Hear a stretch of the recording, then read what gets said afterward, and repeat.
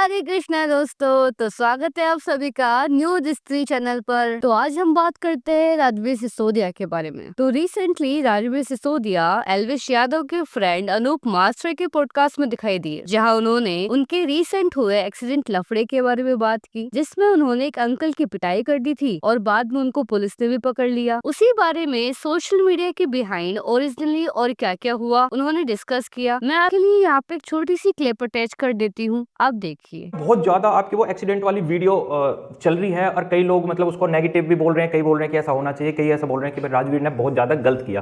तो भाई आप क्या कहना चाहते हैं इस कांड की पूरी सच्चाई? भाई इंसान ने ठोका, फिर उसने बैक गियर डाला। अच्छा, पीछे तुरंत ठोकने के बाद, क्योंकि उसे लगा बहुत महंगी गाड़ी है, पता नहीं कितना हर्जाना भरना पड़े। उसने बैक गियर डाला और उसको ये आइडिया नहीं है कि कितनी दूर बैक भगानी और रेस के ऊपर कितना पंजा रखना है।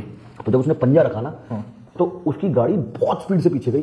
पीछे से एक बाइक पे एक छोटा सा परिवार, न्यूली मैरिड हस्बैंड वाइफ, उनके हाथ में 1.5 साल की बच्ची थी।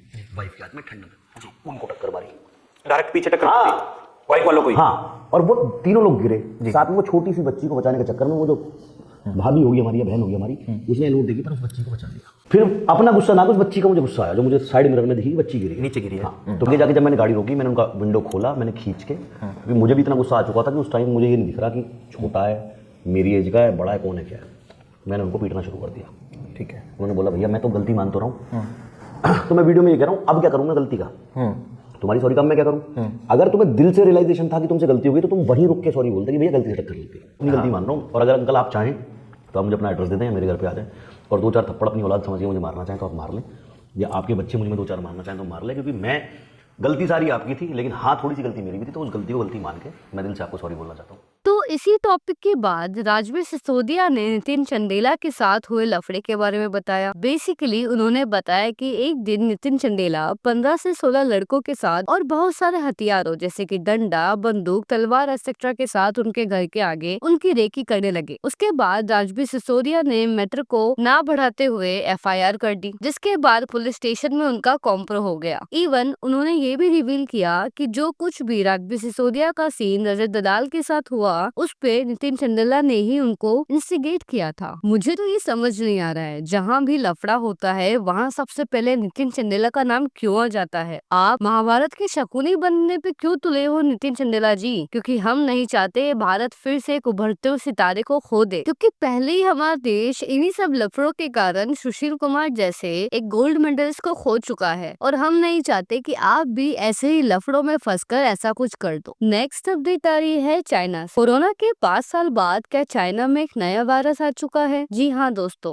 इस वायरस का नाम है ह्यूमन मेटान्यूमोनो वायरस HMPV, और ये काफी तेजी से कोरोना की तरह ही एशियन कंट्रीज में फैलता जा रहा है। और न्यूज तो यहाँ तक आ रही है कि चाइना में लॉकडाउन लग चुका है। तो क्या फिर से कोरोना की तरह ही HMPV वायरस भी भारत में आने वाला है? क्योंकि कोरोना का टाइम तो हम सबको याद ही है, कैसे हॉस्पिटल्स में जगह नहीं बची थी, बेड्स नहीं थे, हमारे अपने हमारे सामने मर रहे थे, हम ना ही तो उनको बचा पा रहे थे, ना ही उनको हॉस्पिटल ले जा पा रहे थे। तो मैं आप सभी से रिक्वेस्ट करूंगी कि आप ऑफिस में, स्कूल में, पब्लिक प्लेसेस में, मेट्रो स्टेशन पे मास्क लगा के रखिए, सेफ्टी के साथ रहिए, क्योंकि पता नहीं ये वायरस भी कोरोना की तरह कब भारत में आके बूम कर दे। तो गाइज नेक्स्ट न्यूज आ रही है रोडीज से। जी हाँ, रोडीज का प्रोमो आ चुका है जिसको क्रेजी रेस्पॉन्स मिल रहा है, और इस बार इसमें हमें एल्विश यादव, रणविजय, रिया, नेहा धूपिया, प्रिंस नरूला देखने को मिलेंगे, जिसके प्रोमो में हमें एल्विश एंड प्रिंस की नोकझोंक भी देखने को मिलती है। काफी इंटरेस्टिंग होगा एल्विश को इसमें देखना। मैं तो इस बार रोडीज में एल्विश को फॉलो करने वाली हूँ, उसको सपोर्ट करने वाली हूँ। आप किसको सपोर्ट कर रहे हैं ये मुझे कमेंट में बताना। तो नेक्स्ट न्यूज आ रही है बिग बॉस 18 से। आप सभी को पता ही है कि अभी बिग बॉस में सभी पार्टिसिपेंट्स के फैमिली मेंबर घर में उनसे मिलने आ रहे हैं, और रिसेंट एपिसोड में हमें रजत दलाल की मम्मी भी दिखाई देती है, जिन्हें देखकर रजत काफी इमोशनल हो जाते हैं और अपने मन की बात उनसे शेयर करते हुए दिखाई देते हैं, जहाँ हमें माँ बेटे के रिश्ते का वो अटूट पहलू देखने को मिलता है कि बेटा चाहे कितना भी बड़ा हो जाए, पूरी दुनिया के सामने कितना भी स्ट्रॉन्ग बन जाए, माँ के सामने आते ही वो अपने दिल की हर एक बात, हर एक जज्बात खोल के रख देता है। मेरे को पुरानी चीजें खाती रहती हैं। आरो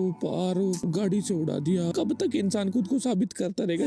आते थे, डरते थे, गाड़ी में बिठाया, उठा ले जाते। तो जब हम बात बिग बॉस 18 की कर ही रहे, तो अकॉर्डिंग टू सम रिपोर्ट इस वीकेंड हमें डबल इविक्शन देखने को मिल सकता है। जी हाँ, हो सकता है कि इस बार मेकर्स 2 कंटेस्टेंट को एलिमिनेट कर दे और इस वीकेंड पे हमें रामचरण भी दिखाई देंगे। जी हाँ, वो अपनी मूवी गेम चेंजर को प्रमोट करने के लिए बिग बॉस 18 में आएंगे। आगे बात करते हैं हम शाहिद कपूर की, जिनकी मूवी आ रही है देवा नाम से, जो कि 31 जनवरी को सिनेमाघरों में आपको देखने को मिलेगी। तो क्या सौरभ जोशी को किसी ने अब्यूज किया है? जी हाँ गाइस, रिसेंटली सौरभ जोशी के ब्लॉग में हमें देखने को मिलता है कि कोई रैंडम लड़की उनको अब्यूज करती है पब्लिकली, जिससे वो काफी ज्यादा गुस्सा हो जाते हैं। मैं एक छोटी सी क्लिप आपके लिए यहाँ अटैच कर देती हूँ, आप देखिए। ट्रैफिक में बहुत सारे सब्सक्राइबर आए, तो एक औरत आई, इतनी बदतमीज औरत, लिटरली गाली दे रही थी वो।